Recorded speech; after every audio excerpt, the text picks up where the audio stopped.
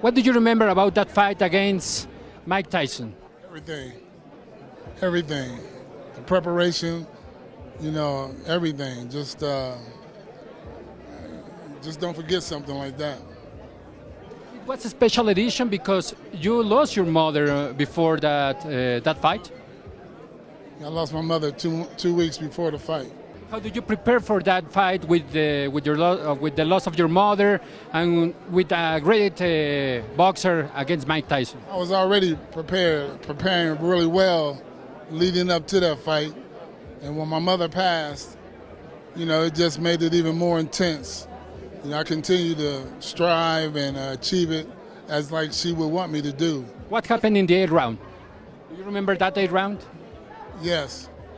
I got caught pausing and looking at Mike, taking a moment to look at what I was doing to him and to see figuring that he wasn't alive, he wasn't there, but he was there. He showed me he was there, caught me with a good shot. And talking about Octavio Meran, what did Octavio Meran told you on that moment? He just counted, that's all he said. He just counted. And I just got up and he wiped the gloves off and ready to continue the fight.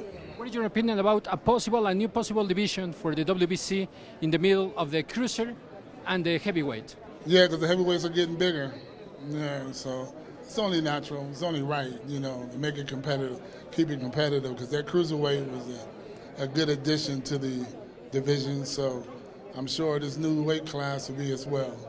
Very competitive for the guys that are big enough to be heavyweights, but not quite as big as heavyweights, because the heavyweights are much bigger than I am now. They're like 6'6", 6'7", 260, 240.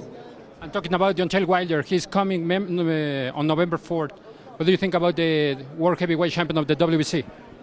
I think he's a great fighter. He's got potential to be great. He's well on his way. He works hard. He's very competitive and looking for a lot of good things to come out of him. Because you got to beat the champion, and he was in the fight, but Canelo was doing so well. I was surprised at his boxing skill. But you just got to beat the champion. You can't leave no doubt. And he left a doubt, and that's why it ended up being a draw. I think it was a fair call. That's why De La Hoya and them got up and was screaming at him in the middle of the fight, because, they know those two guys, De La Hoya and the world middleweight champion, light heavyweight champion, Bernard, they knew that you got to really finish the job, and he didn't quite finish the job. You receive now this belt that you don't have. What do you do? What is your opinion about this? Well, I think it's a great honor, and I'm really appreciative of it. It's just something that I will cherish along with my other belts. This is something that it's like a lifetime achievement. And I'm really happy that they thought enough of me to present me with such an honor. How do I live nowadays? I live good. I have a great family. Kids are doing well.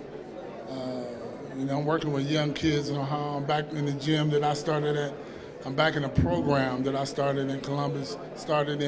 My father was the head coach, and now I'm the coach, and I'm having a blast working with these kids and looking to see great things happen in the future.